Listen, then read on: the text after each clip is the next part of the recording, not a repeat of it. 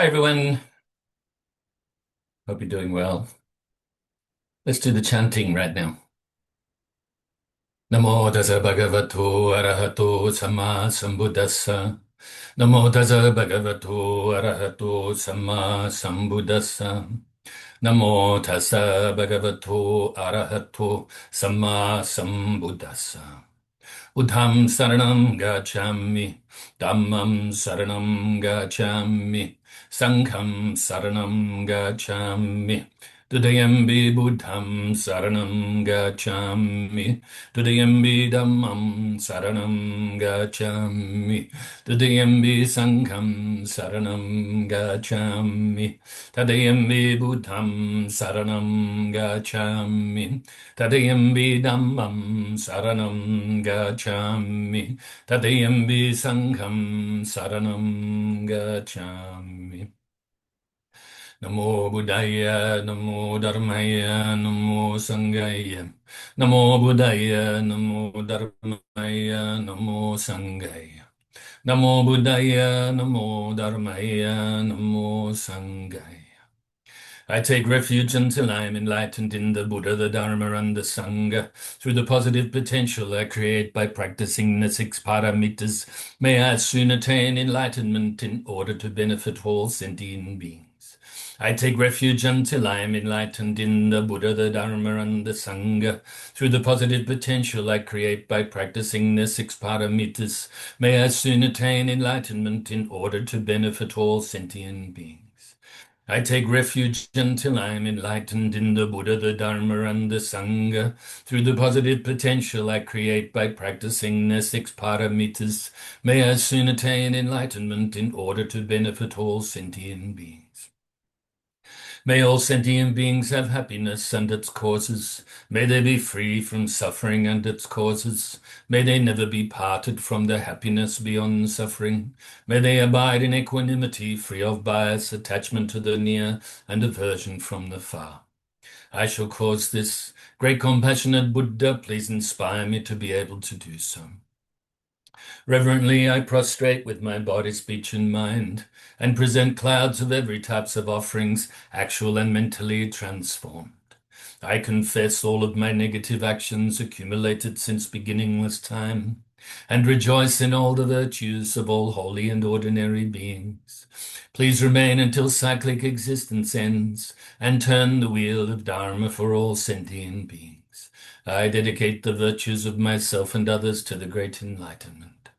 However innumerable all sentient beings are, I vow to save them all. However inexhaustible my delusions are, I vow to extinguish them all. However immeasurable the Dharma teachings are, I vow to master them all. However endless the Buddha's way is, I vow to follow it completely. Om Mani Padme Hum. Om Mani Padme Hum. Om Mani Padme Hum. Tayata gati gati parasamgati bodhi soha. Tayata gati gati parasamgati bodhi soha. Tayata gati parasamgati bodhi soha. So now, let's do some meditation. Releasing the tension from the body. Try to keep your body still through all of these meditations. This will help you keep your mind still. But during this first one, where we're releasing the tension in the body, you can manipulate the body a little bit. Remember, if you're always moving around, very difficult to still your mind.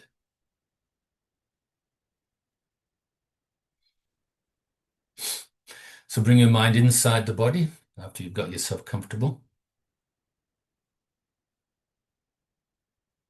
And we release the tension from the bottom of the body to the top. So releasing the tension from the tips of your toes, all of your toes, top of the feet, bottom of the feet, the balls of the feet, the arches, the heels, around your ankles, and Achilles tendons, and your lower leg, calf muscles, all around your shins, and all around your knees.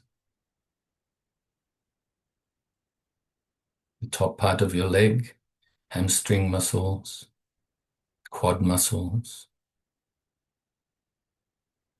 and around your midsection, the groin, the hips, the hip flexors, the glutes, your lower abdomen, just above your sides, and your lower back, and further up your back to the center of your back, and likewise up your sides, up your stomach area, and your chest area, underneath your arms, armpits, and the upper back, the rhomboid muscles, lateral muscles, upper trap muscles, to your shoulders, now down your arms, biceps and triceps and elbows, forearms, wrists, hands, fingers and thumbs.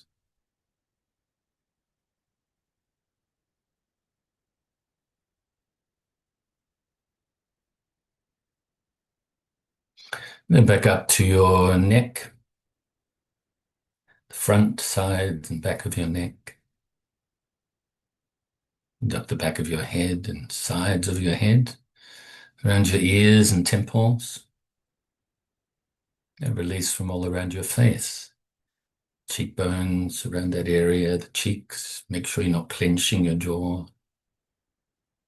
chin and mouth, mouth nice and relaxed with the tongue resting on the upper palate, above the top teeth,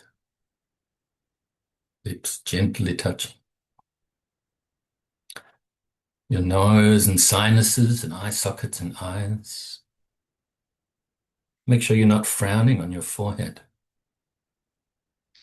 And finally, release from the crown of your head. Now, really briefly, scan your body from the bottom to the top, just to see if there's any leftover tension that you're able to release. And if there is, do so.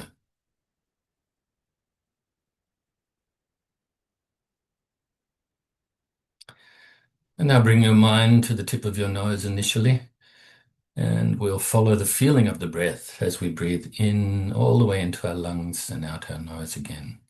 Breathing in and breathing out. Continually engaging in this process and also focusing the mind on the feeling of this breath.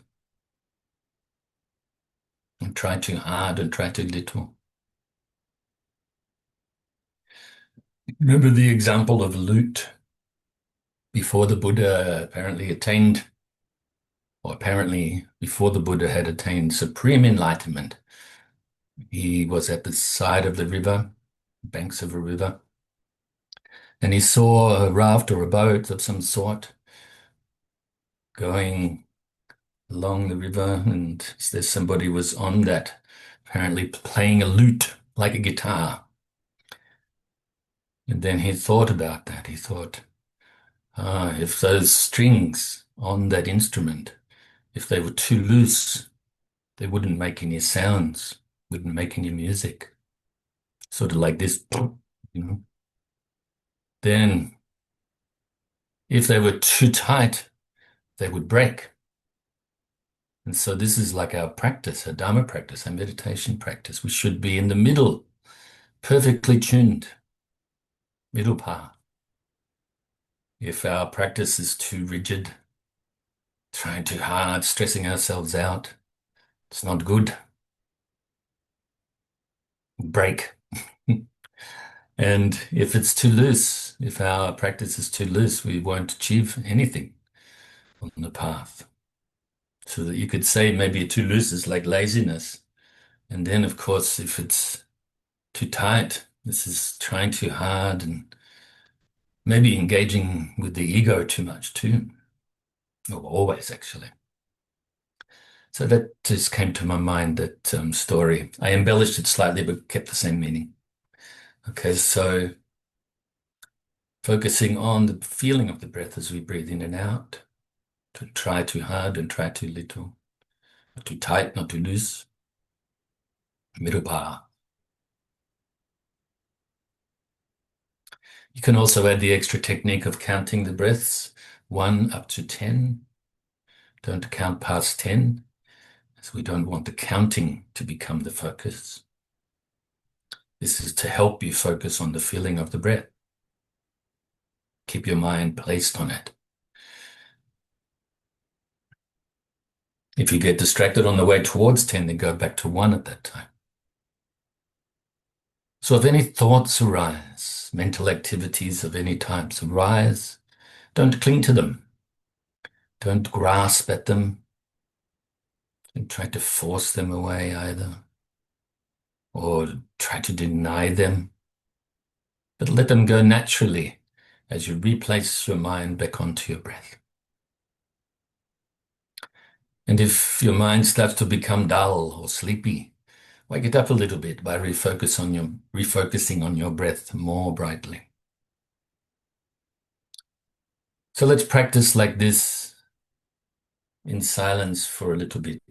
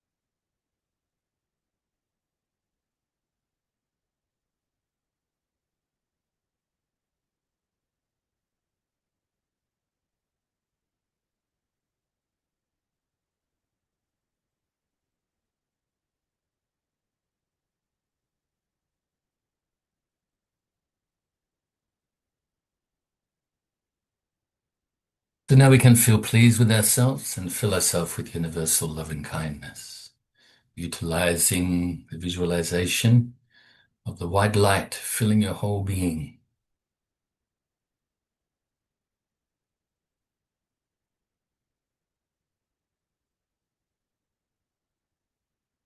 Really feel this. Feel the friendship, genuine friendship, comes under the umbrella of metta or universal loving kindness to yourself.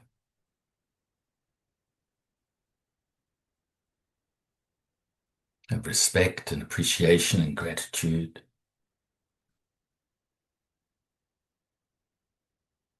A mind free from unwholesomeness, free from harmfulness, and so on. Filled with universal loving kindness as well as compassion and joy. So much so now that it overflows and radiates outwards, initially to your loved ones, your family and friends.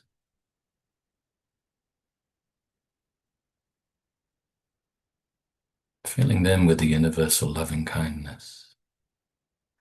Wishing that they are happy and have the causes of happiness. They are free from suffering and free from the causes of suffering.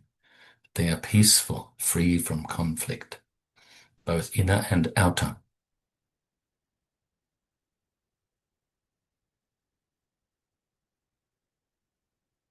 And now include strangers. Do likewise.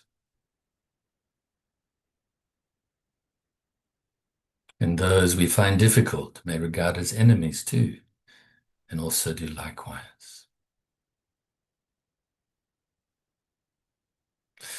And now all beings around us, not just limited to human beings now. Human beings actually is very small percentage of living beings, even just around our immediate area. How more so this whole world and all of the universe. This type of concept we can't perceive directly, can we? Just an abstract idea in a way. But that's okay.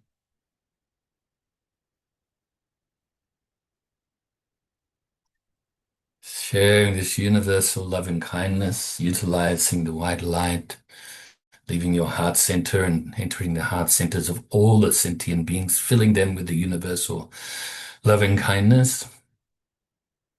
All of the beings that live on in the waters, on the land, fly through the air, born from wombs, eggs, moisture through transformation, whether you know about them or not. All different shapes and sizes, different levels of consciousness.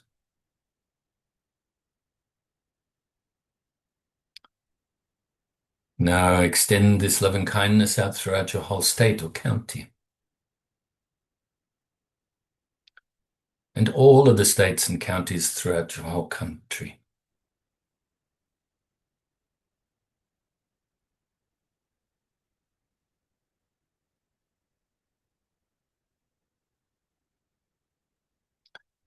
Throughout all of the countries in this world, and all of the oceans and other waterways or bodies of water, all the way down to the core of the earth and to the outermost atmosphere.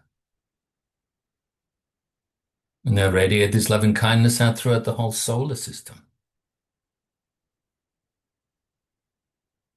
and galaxy and universe and beyond.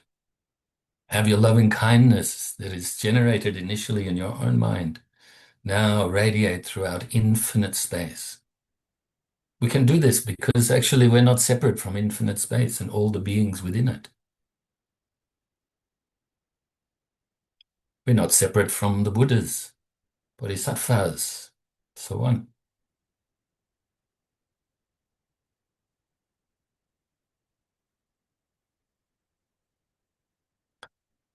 And now really feeling pleased again. Continue to rejoice in your practice, in your meritorious goodness. Let's do the dedication prayer. Due to this merit, may I soon attain the enlightened state of the Buddha, so that I may be able to liberate all sentient beings from their suffering. May the precious body, Chitta, not yet born, rise and grow. May that born have no decline, but increase forevermore. And may the precious view of Shunyata, not yet born, arise and grow. May that born have no decline, but increase forevermore. And I remember last week, actually, while we were meditating, I remembered that I said that if I think about it, I'll share some stories. I will shorten them as much as I can without destroying or changing the meaning in relation to meditation.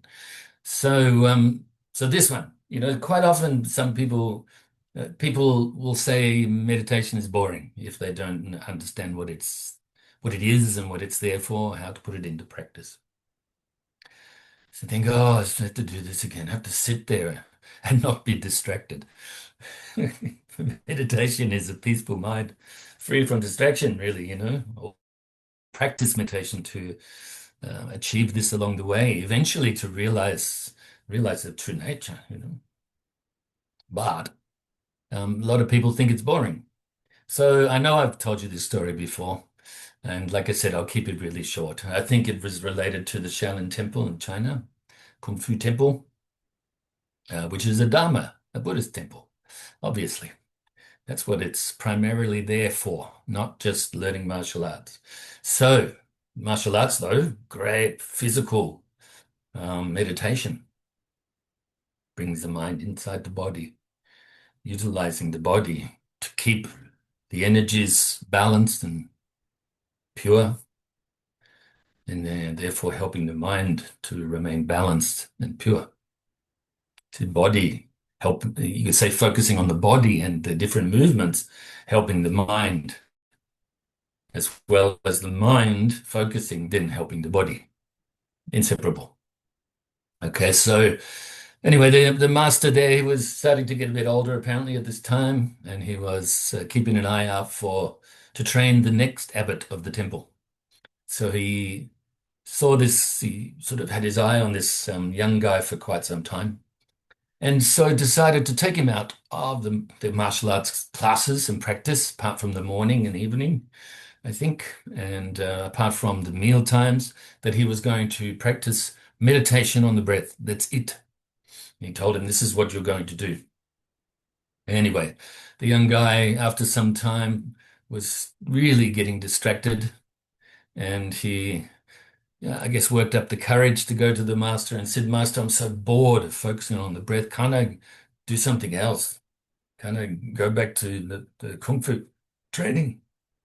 And the master grabbed him by the scruff of the neck, took him down to the river or the stream, and stuck his head in the water. And just before he passed out, he pulled his head up and said, Are you bored of the breath now? And apparently at that time, that was an enlightening moment for this young practitioner. And then he obviously improved from then onwards. And I believe he went on to become the abbot of the temple. Okay, so, but I wasn't there. That's why I say I believe, rather than telling you this is absolute fact, because it may just be teaching, who knows. So anyway, yeah, tough love. Don't do that in Western countries, because maybe you'll get in trouble. You're not allowed to discipline your children anymore and things like that. So anyway, so that's tough love in a sense. Okay, so that's meditation. It's not boring. How can focusing on the most important physical thing we do, the breath, be boring? Without breathing, nothing else exists from a physical point of view, right? You can't just eat and not breathe. You can't just drink water and not breathe. You can't just poo and pee and not breathe. Every activity that we engage in, boring ones, as well as exciting ones. Of course, it's open to our own perception, that is, isn't it? Our own perspective. So, all of these activities or non-activities rely upon, from a physical point of view, on breathing. So we are focusing on the most important physical thing we do. Also, we are bringing the mind inside the body, helping ourselves to remain still and not be distracted by all of these things outside, not be distracted by the, memories of the past and thinking and planning for the future. Past gone, future's not here. So why focus on those when you can live in this moment? You could say it like that, right? So this beautiful, precious moment. So that'll do, I think, for that. Because we're running out of some time, I want to get through a few of these teachings today. Sorry, Leanne, I got on the computer a couple of minutes late. I didn't realize the time when I was downstairs. So um, hopefully we won't finish at 5:40. I think you started the class after I joined. So hopefully we'll go a couple of minutes over. Um, so Master Atisha's teachings. Okay, so the commentary on the heart advice or Master Atisha's heart advice. That's what we're doing. First week we had a look at three of them, the first three. Next week we looked at the next three. Last week we had a look at five.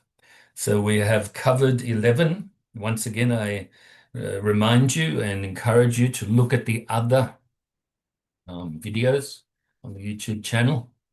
Or if you feel like it, scrolling down Facebook and accessing them that way, to have a look at the teachings of the first 11 of these lines or stanzas. Okay. So the five that I would like to look at today,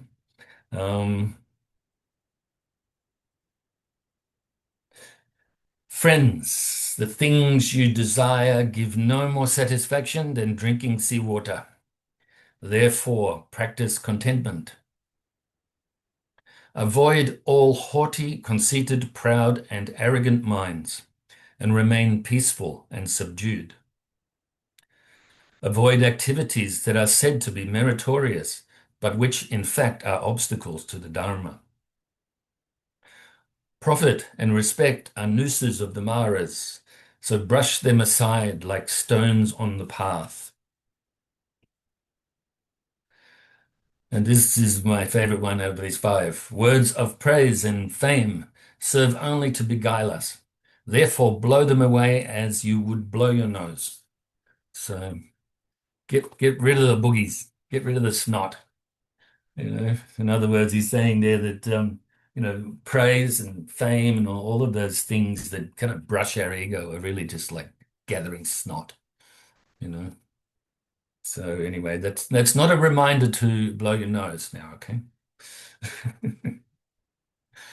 And put your tissue away, put the ego away.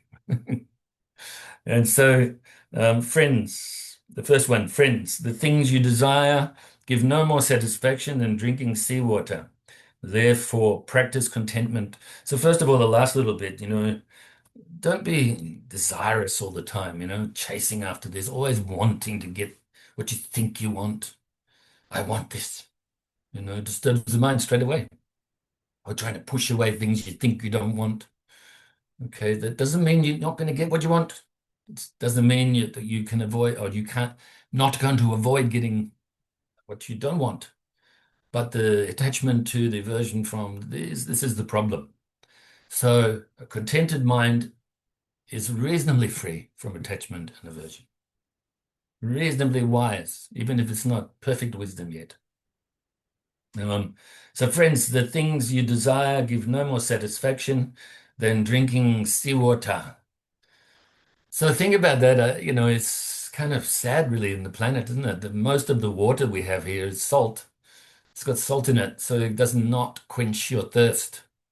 Saha world, turbulent world, as the Buddha said. Unsatisfactory world, the unsatisfactory nature of samsara or cyclic existence. And so the example there is seawater because it looks like it's going to satisfy you. Imagine if you're out there, on a boat, and the boat sort of you've had some problems with the engine and you're just floating out on the ocean. We've seen some TV shows like this, documentaries of sort of ship problems. Don't know what they're called. So and of course they survived, these people from these TV shows that I saw, and they was showing how they survived. But anyway, they're out there, middle of the ocean. You're so thirsty. There's water all around you, but you can't drink it because it'll make you more thirsty. It'll also, I think, eat away at your stomach or something like that, or whatever it is, right? Inside, messing with your organs. So this very thing that you think you're seeing. You're thinking you see something that is happiness, that is satisfactory, actually is not. And that is the same with all of samsara. So all of the things that we chase after, like drinking salty water, you may get some sort of, when you drink salty water, it feels like the first few sips, maybe feels like you're quenching your thirst, but actually not. And it's the same when it comes to you think you get something that you want, that you desire, then no problem. You get it, but then you realize you didn't get it.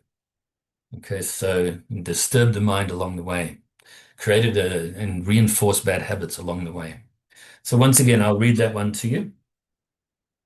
Friends, the things you desire give no more satisfaction than drinking seawater. Therefore, practice contentment. So just, even if things are difficult, just put up with them. If you can change them, change it or change them. If you can't change them, just deal with them. I think we need to be strong practitioners. Don't get blown off the path by, things that appear to be so big, but are actually not that big compared to um, the fact that we are not enlightened when we can. Our true nature is enlightenment. We can achieve this. Sometimes those smaller things, you have to just deal with it.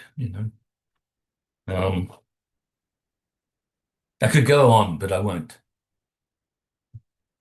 Avoid haughty, conceited, proud, and arrogant minds. Remain peaceful and subdued. So subdued in the sense that, look after your mind, keep a good intention, don't keep chasing after all the things you desire or want. Try to push away again those things you don't want. Keep a peaceful mind, even if it's sometimes you have to remind yourself, in a sense, you could say force yourself to let go of these old habits. Um, Pride is not good. We've spoken about it many times before. It comes from attachment itself, comes from this ignorance, this lack of wisdom. We think we exist. We think we're more important than everything else. Actually, we get pride. Oh, I'm so good at this. I'm so good at that. But actually, then maybe you think, oh, I'm not good at this, not good at that, not getting what I want. Get depressed. Pride causes depression. Pride causes disheartened attitude, a disheartened attitude. And also, pride can cause this arrogance. You know, we're kidding ourselves with this. Um, Conceited and haughty, yeah, these all come from pride. So, be all of a sudden, you conceited mind, you think you're better than others. Anybody tries to remind you that you're not, then you get upset, or you just block it out and become like bad guy politician type dudes, bad guy gangsters, thinking they're actually doing the right thing for themselves. Um, yeah, like that, really. So from this pride, even if it's very subtle pride, the arrogance can arise. This heart and mind, even depression can arise, jealousies, envy, and unhealthy competitiveness, always filling your life with just these things, this competitiveness, never being peaceful, never doing good things, even, because you're too busy doing the other stuff. Okay, so that's a good one.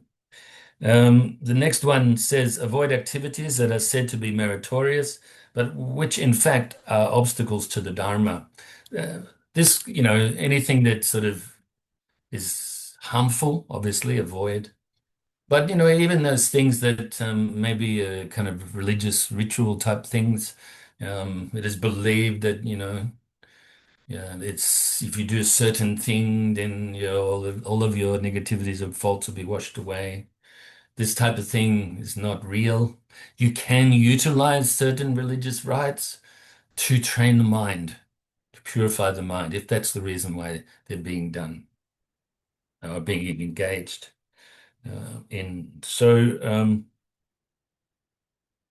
So they're said to be meritorious. Look, at very least, if you're not going to engage in good actions that bring merit, that are meritorious, then at least don't do the opposite, you know. But best to engage in good actions, meritorious actions. It's one of the reasons I say to in most classes at the end, I rejoice in your meritorious goodness. This is not just saying I rejoice in you and your practice and everything, but actually encouraging you to engage in meritorious goodness and actions and so on. Okay, so how long? Oh, I think 1 minute. Wow. Okay, so um, maybe we have to leave it there for today then, if there's only 1 minute left. All right, so avoid activities that are said to be meritorious, but which in fact are obstacles to the Dharma. Because, if you're believing in something to be real that is not real, then you're taking your mind off the actual true practice, genuine practice. If you are um, thinking that, to get a shortcut, maybe you jump in the Ganges River or jump in the ocean to purify your mind. Actually, if you do that with a really good intention, then maybe that can help you to purify the mind.